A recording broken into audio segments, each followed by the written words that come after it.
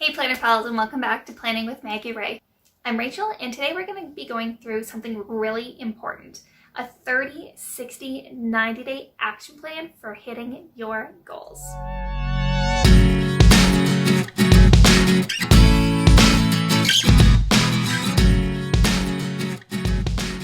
So before we get into it, make sure you give this video a like and subscribe if you want to see more planning, productivity, and bullet journal content. Okay, so the first step to putting together your 30, 60, 90 is to set a goal. The important thing to think about when you're setting this is a couple of things, okay? 3 things in particular. The first thing is that you want it to be a stretch goal. And what a stretch goal is, it means it's a little bit outside of your comfort zone. If you think that you might not be able to get it accomplished in 90 days, then it might be just the goal for you. So the way that you think about stretch goals is you raise your hand out above your head. Go ahead, do it with me. Okay, make sure that it's up as high as you can get it. And then stretch just a little bit more. Can you raise it higher? Of course you can. You can always push a little bit more. And that's what you want your goal to be like as well, okay? So you want to be like just out of reach, so you have to work a little bit harder. And this is really important for reason number 2, motivation. If it's just out of your reach, you really have to push a little bit. And that little bit of push gives you the motivation you need to accomplish your goals. The other thing about motivation is that you want it to be something that's specific to you. The only way that you're going to set a motivating goal is if you yourself actually care about the goal. The most common mistake that I see people make when they're setting goals is that they tell me something that they think I want to hear. They set a goal that they think someone else wants them to do, or something that they've heard time and time again that just seems like a good goal. The problem with this is that it's not specific to you. And if it's not something that you actually care about, or if you don't see the benefit of getting it done, you're not going to do it. That's the way humans work.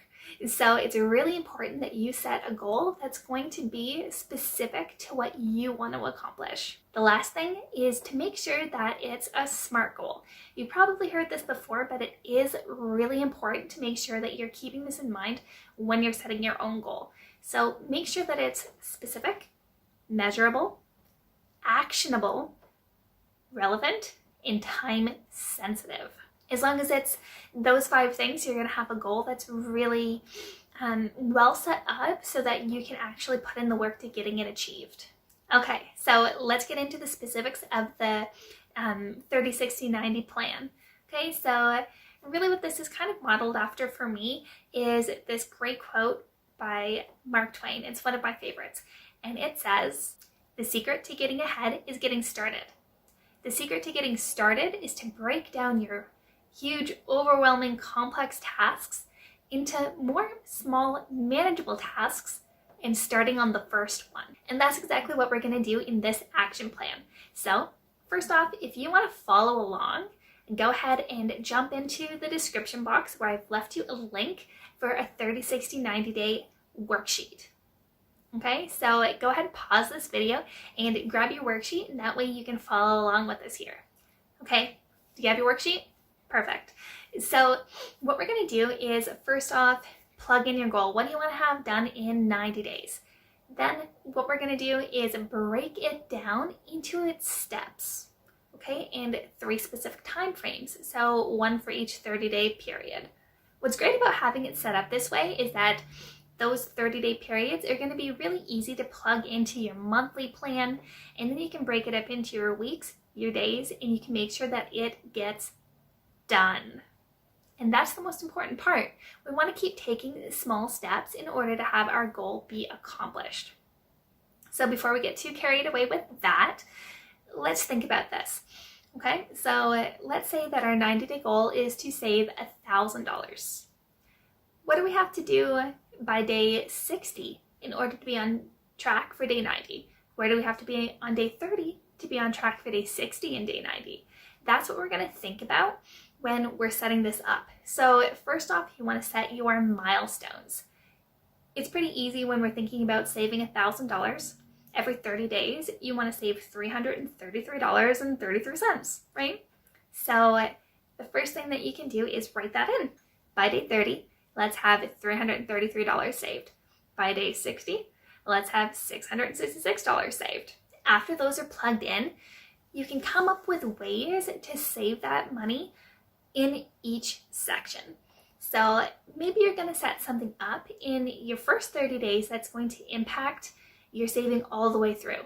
So you're going to set up an automatic way for $25 from your paycheck every week to go into a specific savings fund. After the course of those 12 weeks, you're going to have $300 saved just from doing that one thing at the beginning of your plan. Okay, so that's pretty much an entire week or an entire 30-day section done through one step.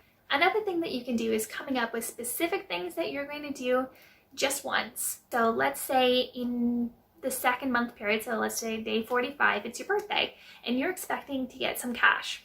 Most of us get a little bit of cash for our birthdays, right?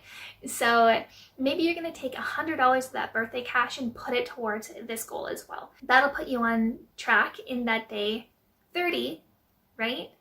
Or that 30-day section. You have that extra $100 that's going towards this $1,000. In each spot, you want to make sure that you're coming up with ways that you can save that $300 chunk. This action plan is really basic. You can check out my blog post on this subject as well.